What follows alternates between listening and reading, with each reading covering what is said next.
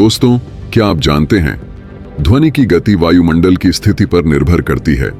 उदाहरण के लिए, यदि आप समुद्र की सतह पर हैं तो ध्वनि की गति 1500 मीटर प्रति सेकंड होती है, लेकिन यदि आप हवा में हैं तो ध्वनि की गति केवल 343 मीटर प्रति सेकंड होती है। यह बदलाव वायुमंडल के तापमान और दबाव के अनुसार होता है। इस तरह के और भी इंटरेस्टिंग फैक्ट्स के लिए हमारे चैनल को सब्सक्राइब कीजिए और बेल आइकॉन को दबाना ना भूलें। धन्यवाद।